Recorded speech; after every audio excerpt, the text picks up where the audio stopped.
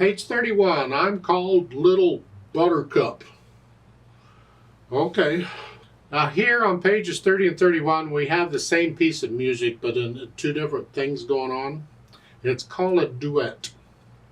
A duet is when you have two people, two instruments, either singing or playing the same piece at the same time. And they're usually doing different parts, where the parts fit together. So they're not singing the same notes and all, or playing the same notes, but the whole thing fits together as one big piece of music. That's a duet. So on page 30 is the bottom part of the duet. It's called the secondo, or secundo, depending on what country you're from. It's the bottom part. And then the page 31 is the top part called the primo, or the top part. We're not implying that one is first and one is second. We're simply saying one is the lower part and one is the upper part. That's all. We're all equal here. Okay. The pupil part, or the student part, is on page 31. So that's what this lesson is on. There's nothing new other than the fact it's a duet. So I'll look it over. It's 4 lines long. Treble and treble clef. Treble and clef, treble clef. No sharps or flats in the key signature. We're in the key of C major. Make sure you can do the C major scale. You've heard that. Okay. 3/4 time, and we have a pickup beat. So we're coming in on beat 3, which means the other 2 beats are somewhere else. So you look at there, the last measure only has 2 counts in it. So okay. Right hand first. Let's check the notes and all. You're here, and it's 3/1, 3/1, 2, 3. Just quarter notes. Not a problem, I hope. Let's go to the third line. You have a B flat here.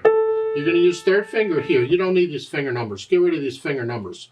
Read the notes. It's here, here, and then here. And the last line, finish it up.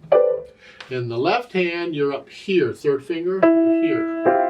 And again, you don't need these finger numbers. Just you need the first one, and that's it. And each one of these dotted half notes, remember, is 3 counts, because a dotted half note is the same as 3 quarter notes. Remember how that works? It's a dotted note. It's okay.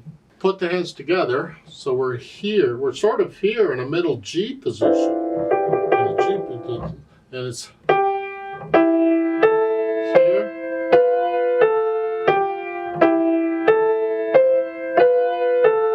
Okay. Let's go down the third line. There.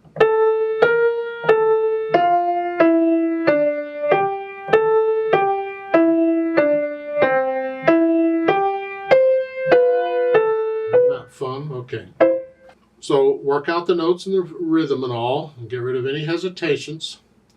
You see, you want to always get rid of hesitations anyway, but when you're playing with other people, whatever you do, don't hesitate, because then you mess them up. If you mess up something or miss something, you just keep going. Don't mess up the rhythm, especially when you're playing with other people. You shouldn't do it any time, but it's really important. Don't stop the whole group just because you missed a beat or something. No. Then we add the articulation, which is the slurs. Lift up, lift up. Just lift up between each one. Okay. The left hand, I'm connecting the dotted half notes here, but in the third line, both hands get melody. Lift up, lift up. So you're lifting up. Now I hesitated a little bit. Don't hesitate. Just lift up. But it's like taking a breath.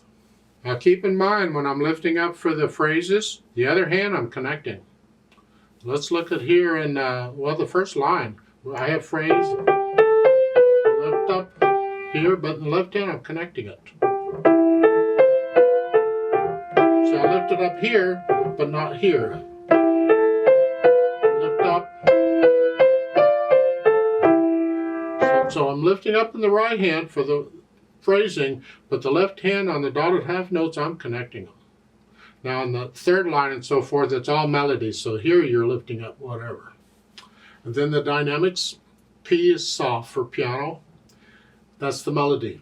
These dotted half notes got to be very soft.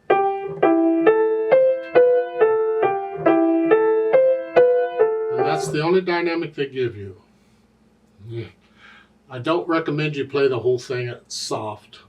Get into it and feel it. And if you feel like getting a little louder, get a little louder. So it's like in second line. You want to get a little louder in there? Then do it. It's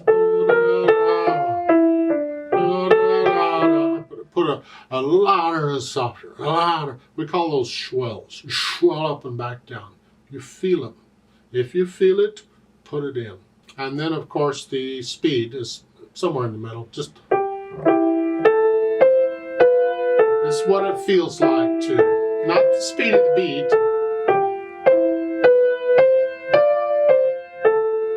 Two, three.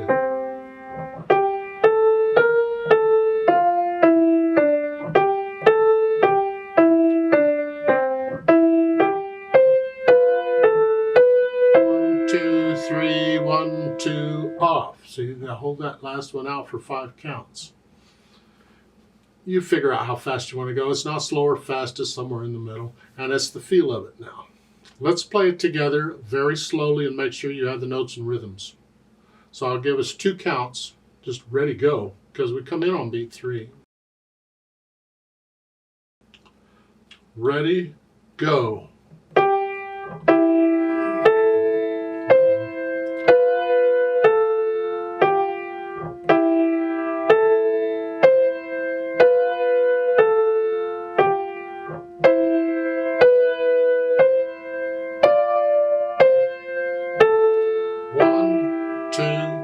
3, 1, 2.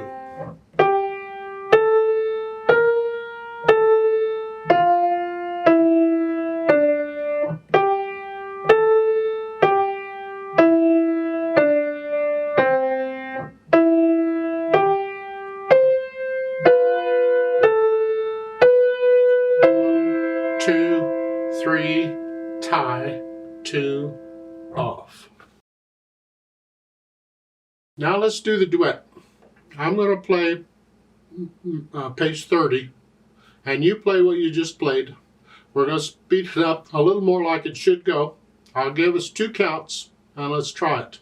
Now the duet part doesn't have a pickup beat. I get a rest. So to keep us together, I'm going to go ahead and play your note with you down here. I'm going to play that G here for the pickup note with you, and then I'm going to play the duet part. So we're going to go about here. 1, 2, 3. 2, 3, 1. Make sure you can go that fast. No hesitations or this won't work. Ready, go.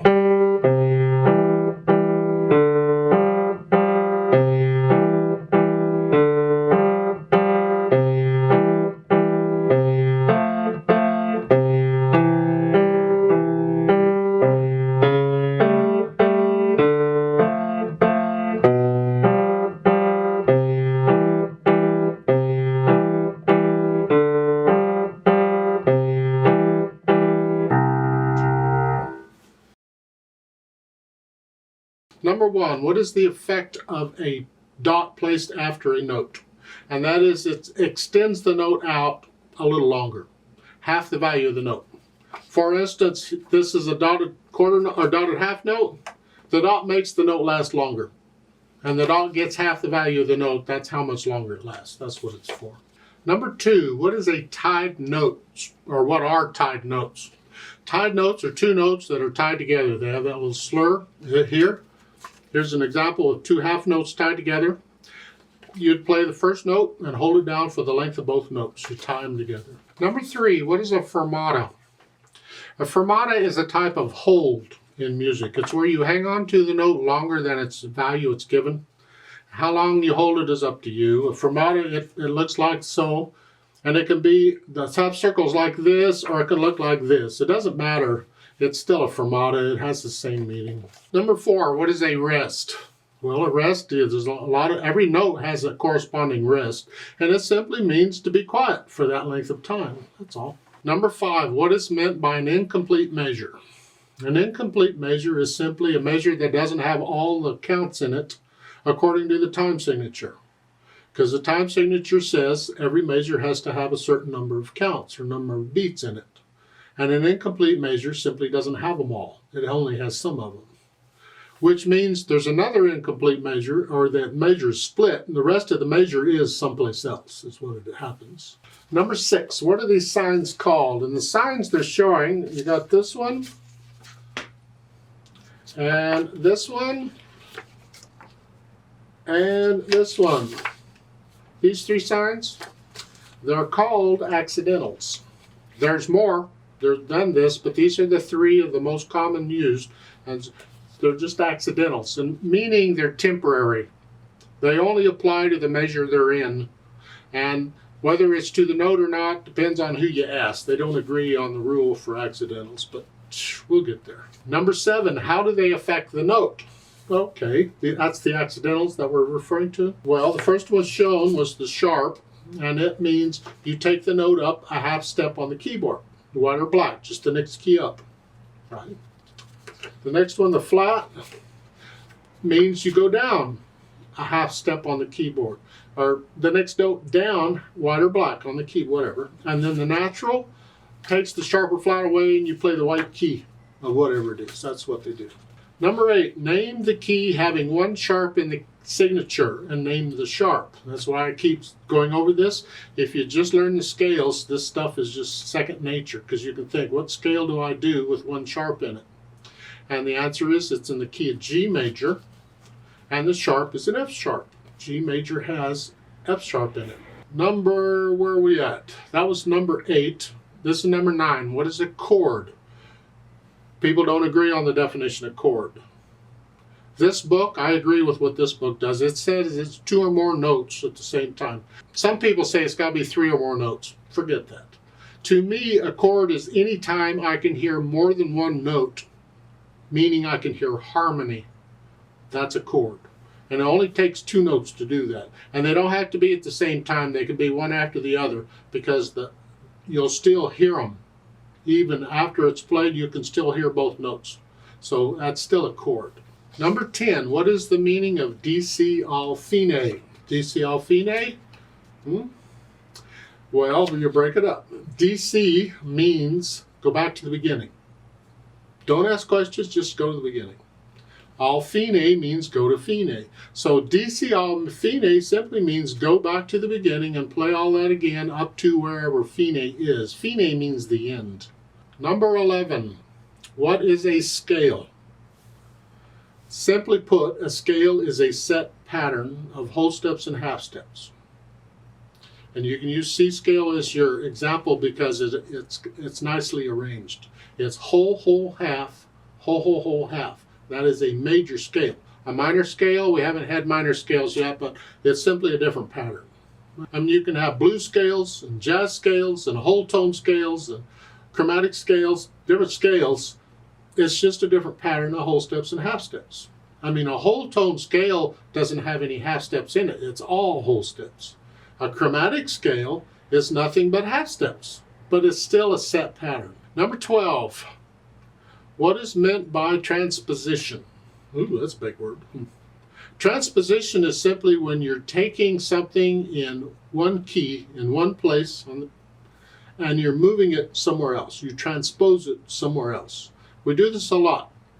I don't actually do it much, but I understand. A lot of people love to transpose. If you get into accompanying, you kind of need to be able to, because you'll have a soloist, a vocalist, or someone, and the music is written in the key of G, and they can't sing it in that key. The notes are in the wrong place, so that you have to transpose it, say, to the key of F, or the key of G, or C, or something. You transpose it.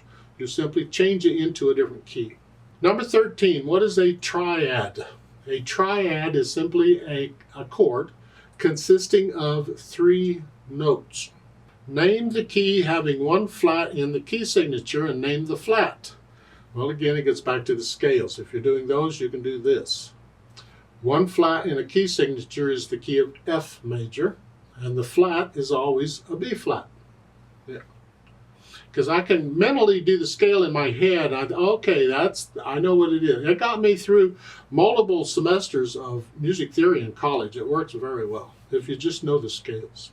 Number 15, what does the double bar with 2 dots signify? And that looks like this, and that's called a repeat sign.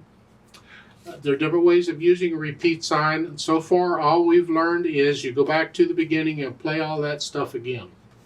And when we get more into repeat signs, I'll adjust that a little bit. For right now, just go to the beginning and play it all again. Number 16, explain 6/8 time. If you understand a time signature, it doesn't matter what the notes are. The top number, or the first number, tells you how far you got to count or how many beats are in a measure. So in 6/8 time, it's 6. The bottom number tells you what you're counting or what note gets a beat. 8 stands for 8th note. So the 6 beats in a measure are the same as 6/8 notes in a measure. Number 17. What is the meaning of C when used as a time signature? Remember, time signatures are the numbers 4/4, 3/4, 2/4, 6/8. Well, if it's a C, that stands for common time. And common time is the same as 4/4 time. So it's 4/4 time. Number 18. What do these signs mean? And the signs they're showing are these. The arrows, the sideways arrows. And the first one is this arrow. It means to gradually get louder. Remember, you read the arrow like you read the music. As the lines get further apart, you get louder. Yeah. And then the other arrow is to gradually get softer. Diminuendo. Your crescendo or diminuendo. Number 19. What is the effect of a dot placed over or under a note? And what is the touch called? Ooh. Well, the dot is the effect is it makes it what's known as a shorter note. You don't connect the note.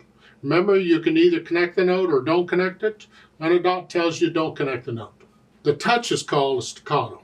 Remember, we have legato for connect and staccato for don't connect. As far as how much you don't connect, that's getting into interpretation. Number 20, explain these terms. Oh, isn't this lovely? First one is andante. And to me, that's just kind of a leisure stroll. Moderato, these are speeds. Moderato is kind of in the middle, and it's the feel of it. Whatever feels like, not fast or slow, just kind of in the middle. Legato, I mentioned this, it's connect the notes. Now, on some instruments, legato means smooth. We can't do smooth on a piano, so all I can do is connect the notes. Tempo di marcia, we've had that before, it's a speed. Tempo of a march, left, right, yeah.